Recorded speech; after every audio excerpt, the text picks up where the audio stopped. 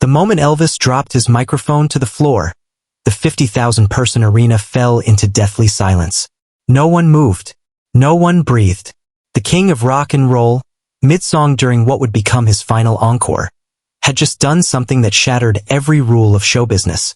He walked away from the spotlight, stepped down from the stage, and disappeared into the crowd.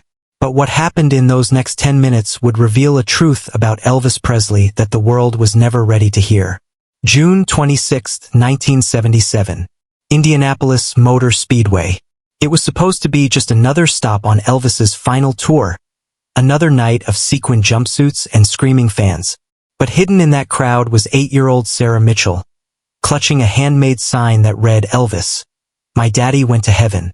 Can you sing him a song?" Her mother had driven 6 hours from a small Ohio town, spending their last $50 on tickets, hoping that somehow the magic of Elvis might help her daughter smile again. Subscribe now, because what you're about to witness will change everything you thought you knew about the man behind the legend. The evening had started like every other concert of Elvis's 1977 tour. The familiar opening chords of C.C. Rider filled the massive speedway as Elvis emerged from the tunnel in his iconic white jumpsuit, studded with rhinestones that caught the stage lights like fallen stars.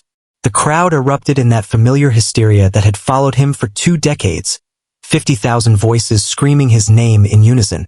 But something was different that night.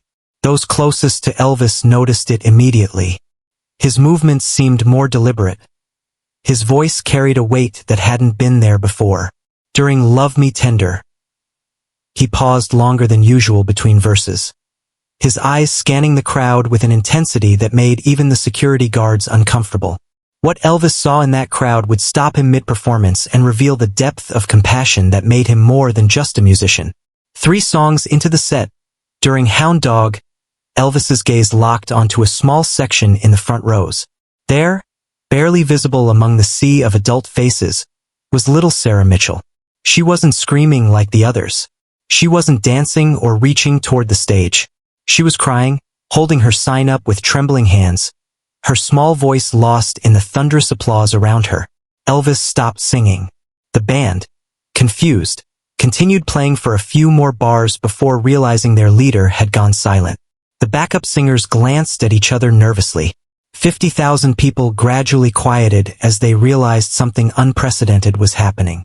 "Hold on," Elvis said into the microphone, his voice cutting through the confused murmur of the crowd. "Just hold on a minute." He set the microphone down on the stage floor, the sound echoing through the speakers like a gunshot. The band stopped playing entirely. In the deafening silence that followed, Elvis did something that would be talked about for generations. He stepped down from the stage. Security rushed toward him, but Elvis waved them away with a gentle but firm gesture. He walked directly into the crowd, his white jumpsuit creating a path of light through the darkness of the audience.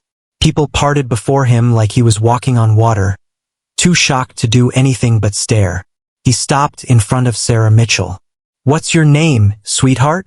Elvis asked, kneeling down so he was at eye level with the little girl. His voice, without amplification, was soft and warm, carrying that distinctive southern gentleness that had charmed millions. "Sarah," she whispered, her voice barely audible even to those standing nearby. "And what does your sign say, Sarah?" With shaking hands, she held up her homemade poster. Elvis read it aloud, his voice growing softer with each word. "Elvis, my daddy went to heaven. Can you sing him a song?" The silence that followed was profound. 50,000 people held their breath as Elvis reached into his jacket pocket and pulled out a white silk scarf, one of the signature scarves he gave away at every concert. But instead of simply handing it to her, he gently wiped the tears from Sarah's cheeks. "What was your daddy's favorite song, honey?" Elvis asked. "He loved Can't Help Falling in Love," Sarah's mother answered, her own voice breaking. "He used to sing it to her every night before bed." Elvis nodded slowly, then did something that defied every convention of concert performance. Right there, in the middle of the crowd, without a microphone, without a band, without any accompaniment except the beating of 50,000 hearts, Elvis began to sing. But what happened next transcended music and became something sacred. Wise men say, "Only fools rush in." His voice, pure and unadorned, filled the massive space with an intimacy that no amplification could achieve. As he sang, something magical began to happen. The people around Sarah, then those behind them, then entire sections of the crowd began to join in. Quietly at first, then with growing confidence, 50,000 voices united in a gentle chorus that seemed to rise up to the very heavens Sarah's father had gone to. Elvis never took his eyes off the little girl. As he sang, he placed his signature scarf around her small shoulders like a protective embrace. When the song ended, he whispered something in her ear that only she could hear, kissed her forehead, and stood up. The crowd erupted in the most thunderous applause of Elvis's career, but it wasn't the usual screaming hysteria of a rock concert. It was the deep, emotional applause of 50,000 people who had just witnessed something holy. Elvis walked back to the stage, picked up his microphone, and said simply, "Sometimes the most important song isn't the one on the set list." He completed his concert that night with a performance that many who were there still call the most powerful of his career. But the story doesn't end there. Comment below and subscribe, because the aftermath of this moment reveals even more about the man Elvis really was. After the concert, Elvis did something that his manager, Colonel Parker, had strictly forbidden for years. He invited Sarah and her mother backstage. In his dressing room, away from the cameras and the crowd, Elvis sat with Sarah for nearly an hour. He asked about her father, listened to her stories, and shared some of his own memories of loss and healing. When it was time to leave, Elvis handed Sarah something that would become her most treasured possession. A small, silver music note pin from his own jacket. "This came from my daddy's guitar," he told her, though no one knows if that was actually true.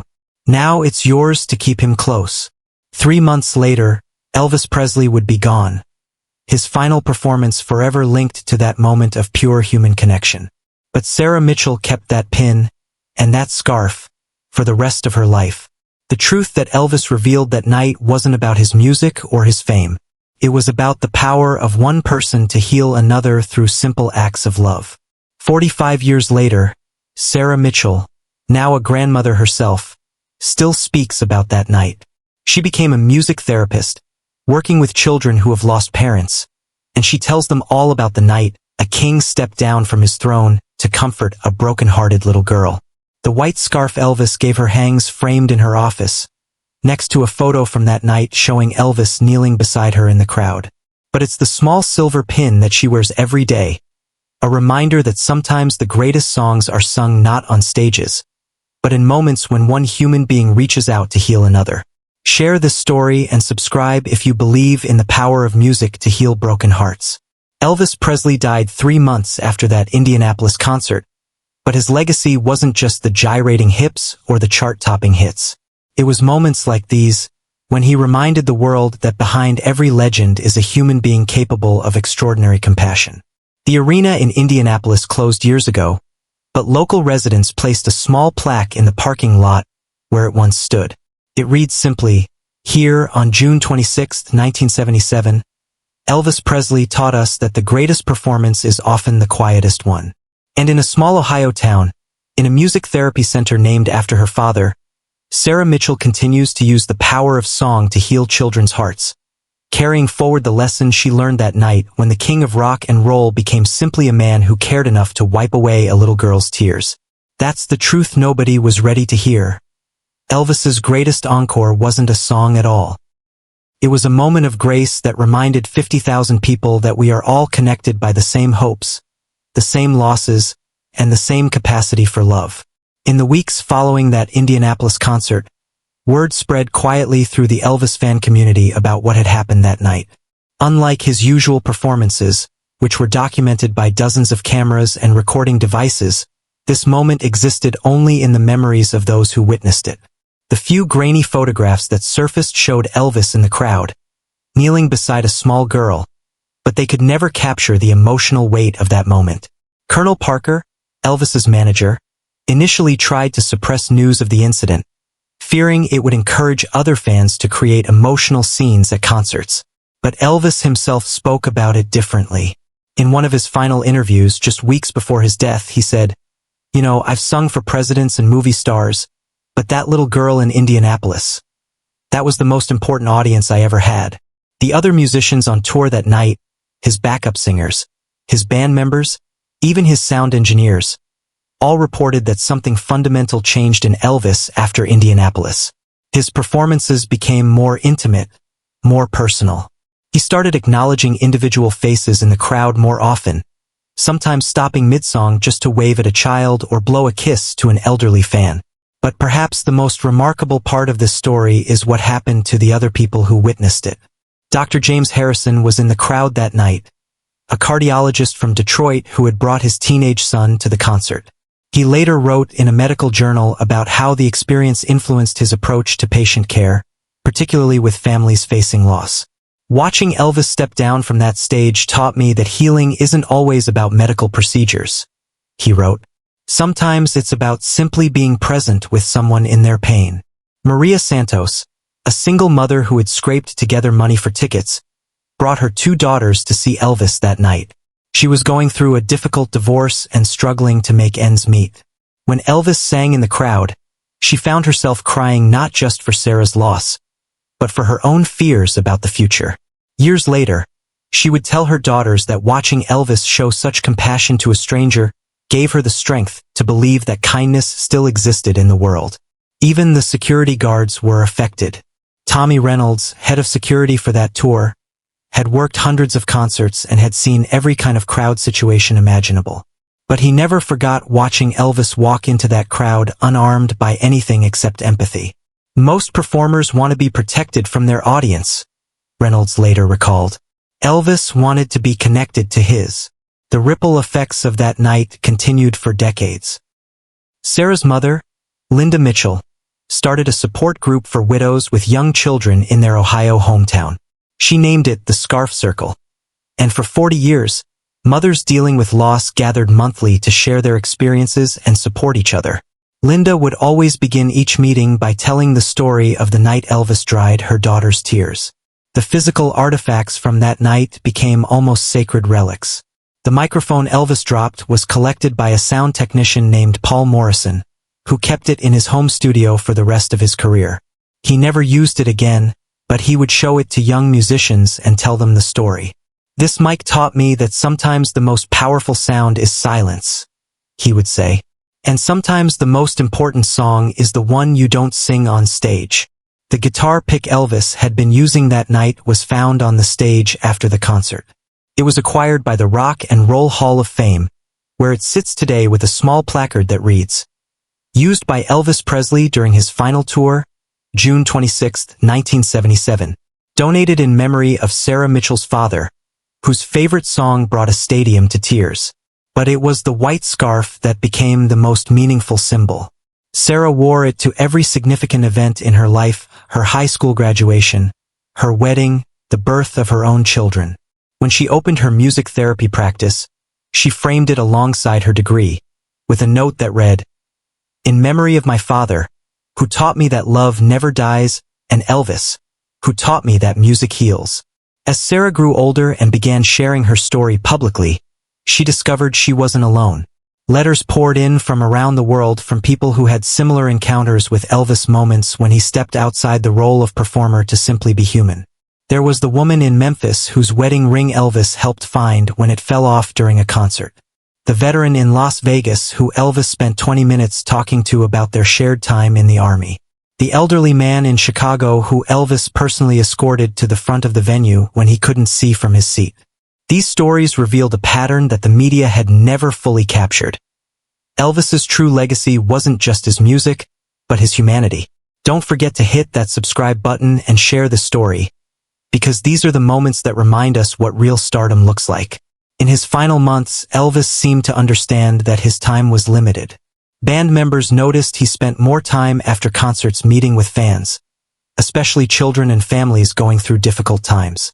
He established a quiet fund, managed personally rather than through his estate, that helped families dealing with medical expenses and loss. The fund continued operating even after his death, managed by people who had witnessed moments like the one in Indianapolis. When Elvis died on August 16, 1977, just 7 weeks after that final tour, Sarah Mitchell was among the thousands who gathered outside Graceland. She was photographed by news crews, an 8-year-old girl in a white scarf, holding a sign that read, "Thank you for singing to my daddy."